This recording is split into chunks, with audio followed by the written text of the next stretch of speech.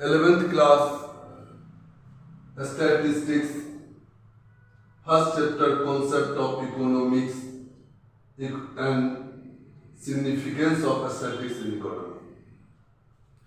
आज हम लोग 11th क्लास में इकोनॉमिक्स का स्टैटिस्टिक्स का बुक्स का पहला चैप्टर डिस्कस करने जा रहे हैं। आप लोगों का शंकर झा क्लास में स्वागत है। बच्चों, हम स्टैटिस्टिक्स के बारे में कुछ बात करेंगे। उससे पहले हम कुछ वर्ड है जो पहले सीखेंगे, इसके डिक्शनरी है जिसके लिए हम कुछ वर्ड्स डिस्कस करते हैं, जिसमें सबसे पहला है कंज्यूमर। कंज्यूमर कौन होता है? कंज्यूमर वो होता है जो अपने वांट के लिए, यानी अपने लिए गुड्स और सर्विस को कंज्यूम करता है। यानी कंज्यूमर वो होता है जो गुड्स और सर्विस को कंज्यूम करता है अपने वांट्स के लिए, अपने वांट्स की पूर्ति के लिए। अब कंजम्पशन क्या होता है?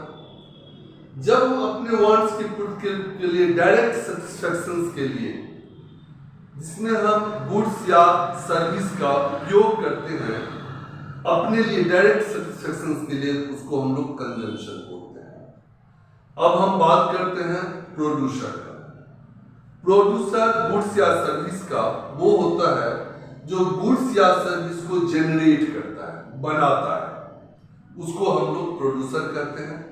जनरली वो पैसे कमाने के लिए गुड्स एंड सर्विस को बनाता है। जैसे आपके लिए ये लैपटॉप बनाने वाले हैं, ये फोन बनाने वाले हैं, ये आपके लिए बनाते हैं, गुड्स एंड सर्विस आपके लिए बनाए हैं।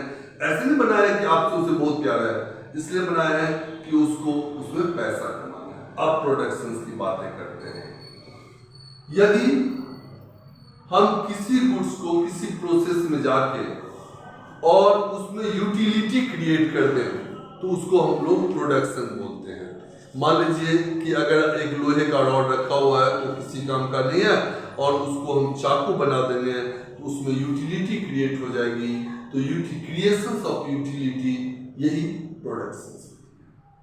हम छोटे छोटे शब्द में, कम शब्द में एक एक चीज को समझने की कोशिश करें। सेविंग, आप जितना कमाते हैं और आप जितना खर्च करते हैं उसका डिफरेंस। यानी आपने 10,000 रुपये कमाया और 8,000 रुपये खर्च कर दिया तो सेविंग हुई 2,000। यानी कि सेविंग डिफरेंस बिटवीन इनकम यानी रेवेन्यू और एक्सपेंस। लेकिन ये निगेटिव भी हो सकता है, तो वो निगेटिव सेविंग भी हो सकती है, लेकिन फिलहाल हमें भी सेविंग की बात करनी है। तो सेविंग आपके लिए इनकम, एक्सपेंस जो ओवर है, इनकम ओवर एक्सपेंस है, वो आपकी सेविंग होती है। अब हम बात करते हैं इन्वेस्टमेंट की। तो जो कोई गुड्स हम इसलिए खरीदते हैं या जो कोई सर्विस इसलिए खरीदते हैं या लेते हैं जिससे हम और इनकम जनरेट करें, वो आपकी इन्वेस्टमेंट है। यानी कि आपने expenditure by producers on the purchase of such assets which help to generate income. Income को जनरेट करने के लिए जो हम गुड्स या सर्विस परचेज करते हैं वो हमारी इन्वेस्टमेंट है। जनरली हम लोग गुड्स ही परचेज करते हैं। अब इकोनॉमिक एक्टिविटी देखो, ऐसा कोई भी एक्टिविटी जो इकोनॉमी सिस्टम से जुड़ा हुआ हो उसको हम 3 पार्ट में बांटते हैं: कंजम्पशन, प्रोडक्शन और डिस्ट्रीब्यूशन। हमने कंजम्पशन और प्रोडक्शन तक आपसे डिस्कस किया। अब हम डिस्ट्रीब्यूशन के लिए बातें करते हैं थोड़ी सी। डिस्ट्रीब्यूशन में क्या होता है कि ये एक चैनल होता है, सर्विस प्रोवाइड करता है। जैसे देखो, माल बनता तो कहीं और है और यूज आप करते हो, आप तक माल पहुंचाने का काम एक डिस्ट्रीब्यूशन सेंटर करता है। अब हम लोग इंफॉर्मेशन की बात करते हैं तो quantitative information of the facts and findings होता है। हम इसमें कोई ऐसी चीजें नीचे जो फैक्ट्स होता है उसको ढूंढना और उसको प्रेजेंट करना स्टैटिस्टिक्स का बेसिक काम है। अब हम लोग स्टैटिस्टिक्स को समझने की कोशिश कर रहे हैं कि ये क्या होता है। तो इसका न्यूमेरिकल प्रेजेंटेशन एक ऐसा स्टैटिस्टिक्स जो होता है, एक ऐसा न्यूमेरिकल प्रेजेंटेशन है जो फैक्ट को इजी वे में आपके लिए प्रेजेंट करता है, जिससे हम एक दूसरे के बीच में रिलेशन फिक्स कर सकें। अगर हम इसके फीचर्स की बातें करें तो सबसे पहला होता है एग्रीगेट ऑफ फैक्ट्स, यानी लमसम है। ये जो है वो फैक्ट्स का लमसम है। दूसरा होता है न्यूमेरिकली एक्सप्रेस्ड, यानी कि लॉजिकली नहीं, ये नंबर्स में न्यूमेरिकली एक्सप्रेस होता है।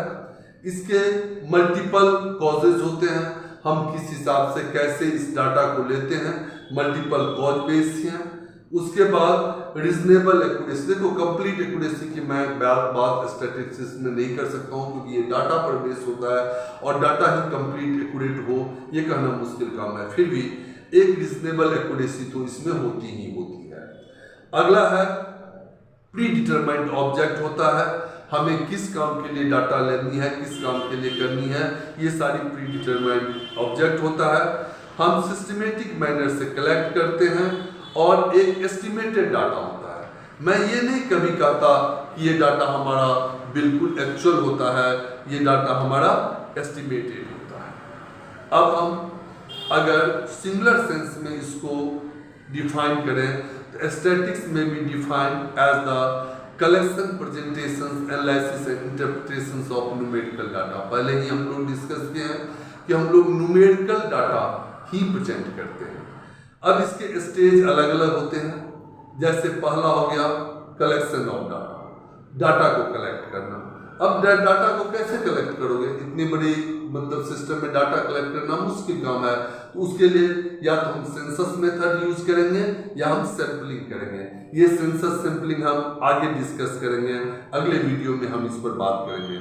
आगे है ऑर्गेनाइजेशन ऑफ डाटा। डाटा को ऑर्गेनाइजेशन के लिए हम टैली बार, एरे, इस तरह की कोई सिस्टम बना के हम डाटा को ऑर्गेनाइज करते हैं। Next is presentation of data. Presentation of data में या तो हम टेबल बनाएंगे या ग्राफ बनाएंगे या डायग्राम बनाएंगे, अपना अपना जिस तरह जो जहाँ सुटेबल हो उस हिसाब से हम प्रेजेंटेशन ऑफ डाटा करेंगे। अब एनालिसिस में हम एवरेज निकाल सकते हैं, एनालिसिस में हम परसेंटेज निकाल सकते हैं, कोरिलेशन, रिग्रेशन, कोफिशिएंट, ये सब चीज़ें हम एनालिसिस में देखेंगे। और लास्ट होता है इसमें इंटरप्रिटेशंस, यानी कि लास्ट में हम इसको इंटरप्रिटेट करके ये देखेंगे कि हम डाटा को कैसे यूज कर सकते हैं। अब नेचर ऑफ स्टैटिस्टिक्स की अगर बात करते हैं तो स्टैटिस्टिक्स साइंस है या आर्ट। विद्वान लोग बोलते हैं कि अकाउंटिंग साइंस भी है, accounting science as well as art, यानी कि अकाउंटिंग साइंस भी है और अकाउंटिंग आर्ट्स भी है। अब हम सब्जेक्ट मैटर के बेसिस पे अकाउंटिंग को दो पार्ट में बांटते हैं। एक है डिस्क्रिप्टिव और दूसरा है इन्फ्रेंशियल। डिस्क्रिप्टिव में हम लोग कलेक्शन, प्रेजेंटेशन और एनालिसिस लेते हैं, जबकि इन्फ्रेंशियल में हम एवरेज के बेसिस पे काम करते हैं। अब हम स्टैटिस्टिक्स की कुछ लिमिटेशंस की बात करते हैं। सबसे पहले ये सिर्फ न्यूमेरिकल फैक्ट्स को ही दिखाता है, study of numerical facts only. दूसरा कि ये एग्रीगेट ओनली दिखा सकता है, यानी स्टडी ऑफ एग्रीगेट ओनली, यानी एक्चुअल ईच एंड एवरी नहीं दिखा सकता क्योंकि डाटा बहुत बड़ा होता है तो एग्रीगेट ही हो सकता है। अगला, डाटा में होमोजेनिटी होना, यानी एक समान रूपता होना डाटा में जरूरी है, वरना ये डाटा आपके काम का नहीं होगा। विदाउट रेफरेंस आप रिजल्ट नहीं दे सकते और ओनली जो एक्सपर्ट लोग हैं वही इनसे कोई डिसीजंस निकाल सकता है। तो ये तो डिमेरिट्स हुई। अब हम इसके फंक्शंस की भी बातें करेंगे, इसके फंक्शंस क्या सब है। तो सबसे पहले क्वालिटेटिव और क्वांटिटेटिव दो बातें होती हैं। तो क्वालिटेटिव में तो उसको अलग तरह से हम अलग मोड में रखते हैं, लेकिन क्वांटिटिव रूप से ये पूरी एक्सप्रेशंस इकोनॉमिक प्रॉब्लम का दिखा देता है। उसके बाद जो भी working out cause and effect relationship, क्यों कैसे क्या हुआ ये दिखाना आवश्यक होती है।